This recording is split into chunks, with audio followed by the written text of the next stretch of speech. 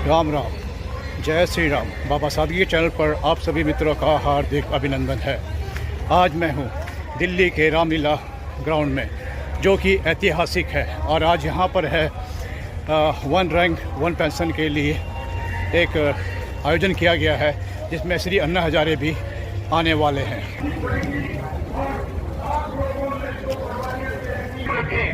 ये आप सभी करते हो जब यही करके आप सभी को बहुत। और उसके बाद आपको मालूम है 2013 में हमारे प्रधानमंत्री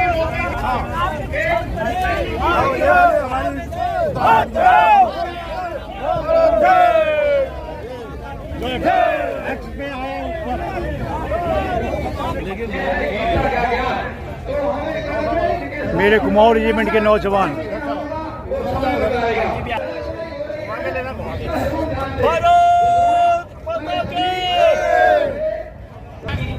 और नहीं पूरे में सीरियस है, उठाने वाले तो बहुत कम हैं।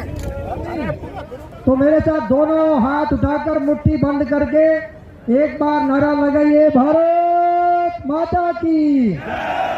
वॉइस ऑफ एक्स सोसाइटी और उनके साथ अलग अलग संगठनों ने मिलकर आज यहाँ जो पूर्व सैनिकों के अधिकारों के लिए जो ये अलग जगाई है, जो ये प्रयास किया है, ये बहुत ही सराहनीय है। मैं चाहता हूँ कि एक बार पूरे जो हमारी फेडरेशन हैं, जो हमारे संगठन हैं, उनके जो पदाधिकारी हैं, उन्होंने जो मेहनत की है, उसके लिए एक बार जोरदार तालियां बजा दें।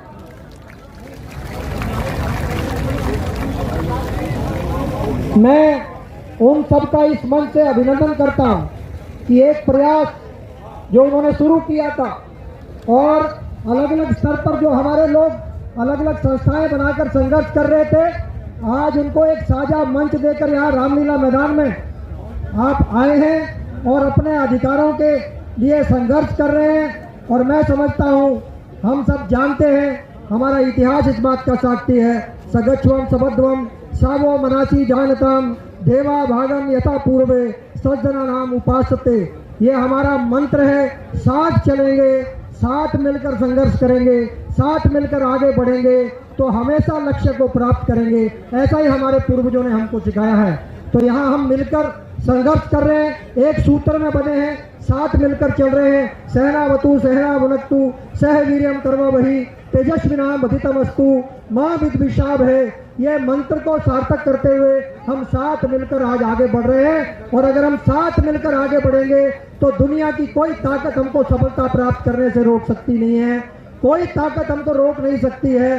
तो मैं आज एक बार साथियों, आपको टेक्निकल बातों पर बहुत सारी बात करी है, मैं कुछ जनरल बातें आपके साथ कर रहा हूँ, मैं वही बातें आपके सामने रख रहा हूँ। उम्मीद करता हूँ हम उन बातों को रिकॉग्नाइज करेंगे और कुछ मेरे अपने अनुभव है, जो अनुभव मेरे था उसके आधार पर मैंने जो आह्वान किया था, वो वीर बहादुर जी और उनकी टीम ने आज उसको आगे बढ़ाने का काम किया है। हम लगातार उस संघर्ष को आगे बढ़ाएंगे। तो मैं आपके साथ साझा कर रहा हूँ।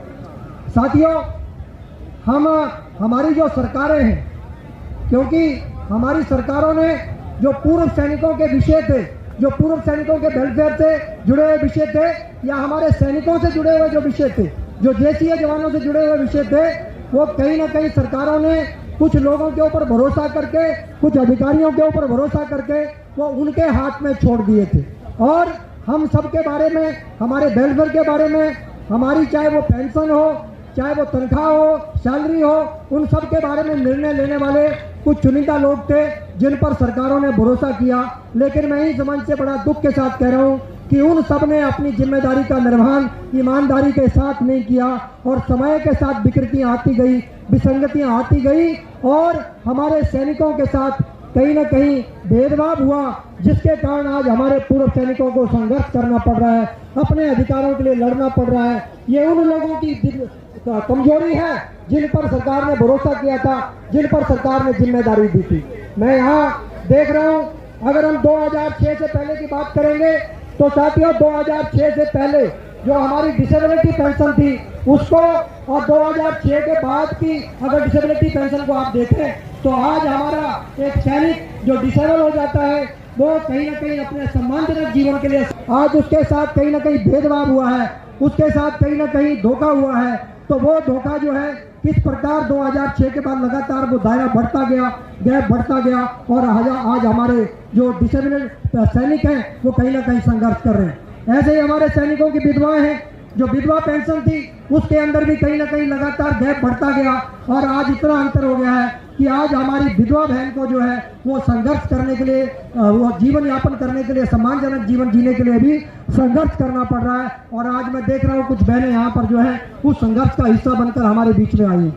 साथियों, वन रैंक वन पेंशन की बात यहाँ पर चल रही है। मैं टेक्निकल इश्यू में नहीं जाऊंगा, टेक्निकली वीर बहादुर जी और उनके साथियों ने यहाँ मन से आपको सब कुछ बताया है, लेकिन जहाँ तक मैं जानता हूँ वन रैंक वन पेंशन का मूल उद्देश्य अगर कोई था तो वो केवल और केवल सैनिकों के लिए, जवानों के लिए वन रैंक वन पेंशन का उद्देश्य था।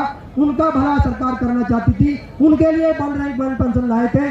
वन रैंक वन पेंशन की मूल भावना हमारे जवानों का जो सैलरी है, जो भेदभाव गैप था उसको कम करके उनको न्याय देना था।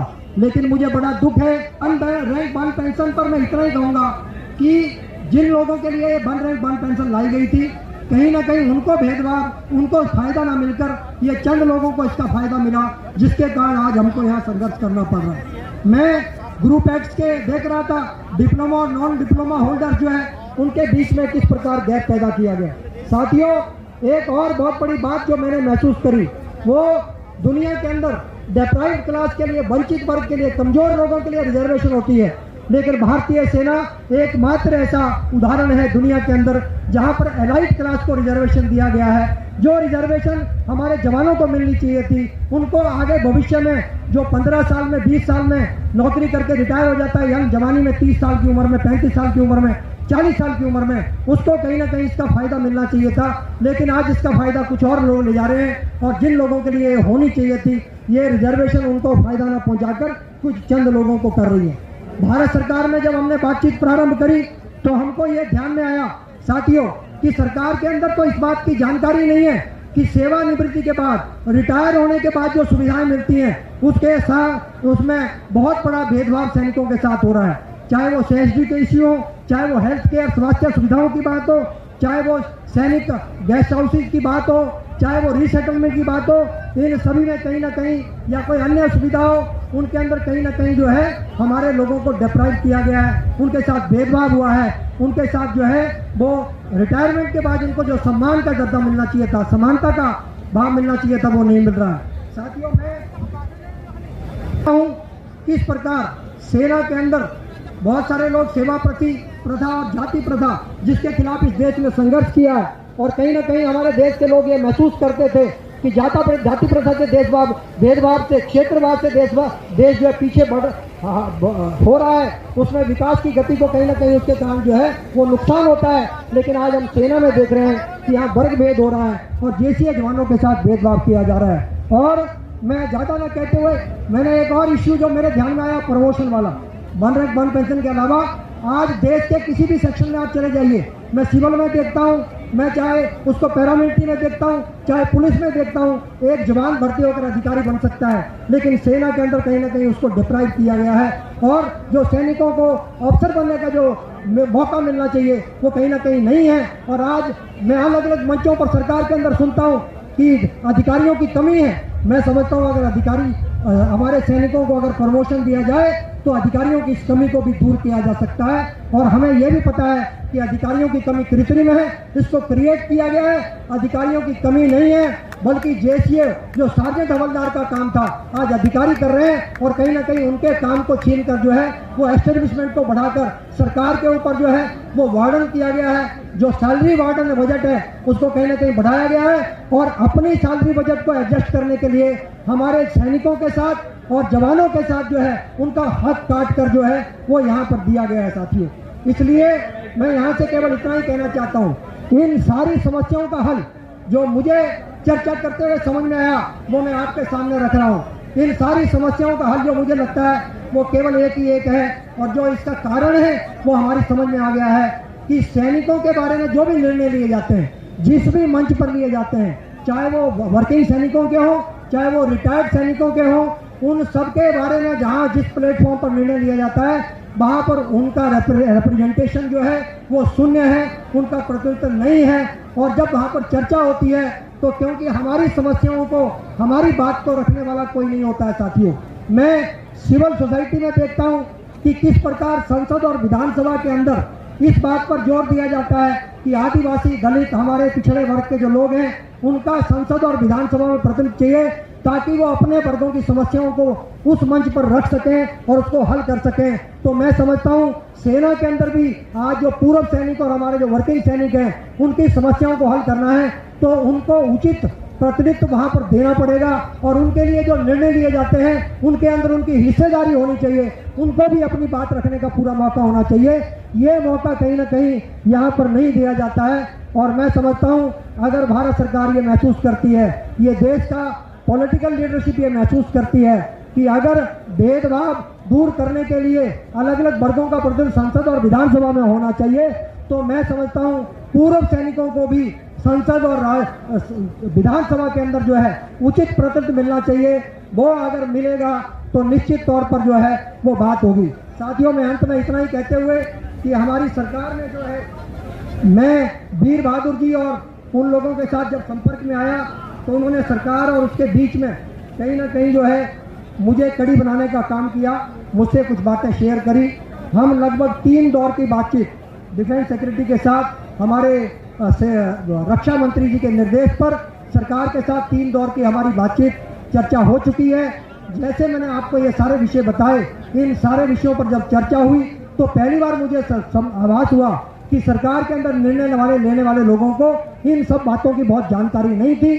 जब हम उस मंच पर बातचीत कर रहे थे, वीर बहादुर जी और उनकी पूरी टीम वहां पर उपस्थित थी। उन्होंने स्वयं इस बात को महसूस किया, उनको बड़ा आश्चर्य हुआ कि इस प्रकार की बातें भी होती हैं। और कई मुद्दों पर सैद्धांतिक तौर पर हमारी सहमति हुई और हम उस हल की दिशा में आगे बढ़ रहे हैं। निश्चित तौर पर आने वाले समय में मुझे लगता है कि हम उस समस्या का हल करके रहेंगे। मैं यहाँ से इतना ही कहते हुए कि ये संघर्ष का काम है, अधिकार लेने के लिए संघर्ष करना पड़ता है। और आज मेरा विश्वास जाग गया है, ये जन सैलाब देखकर, हमारे सैनिकों का जो सैलाब यहाँ पर, पूर्व सैनिकों का, सारे देश के जो सैनिकों का सैलाब यहाँ पर मैं देख रहा हूँ, तो निश्चित तौर पर मुझे पूरा भरोसा हो गया है कि अब आप अपना अधिकार लेकर रहेंगे, ऐसा मेरा विश्वास है। और मैं अपनी शुभकामना हमारे वीर बहादुर जी को और उनकी पूरी टीम को देता हूँ। इन लोगों ने बहुत लंबा संघर्ष किया है। मैं आपसे भी एक बार पूछना चाहता हूँ, देखिए ये समस्याओं का हल हम नजदीक जा रहे हैं, लेकिन लगातार हमको संघर्ष करना पड़ेगा। और वीर बहादुर जी और उनकी टीम के साथ कंधे से कंधा मिलाकर, अपनी संस्थाओं के जो प्रमुख हैं उनके साथ कंधे से कंधा मिलाकर आपको संघर्ष करना पड़ेगा। मैं आपसे पूछना चाहता हूँ, आप सब संघर्ष करने के लिए तैयार हो? नहीं, इतनी आवाज से काम नहीं चलेगा, आवाज जानी चाहिए संसद तक। बोलो तैयार हो?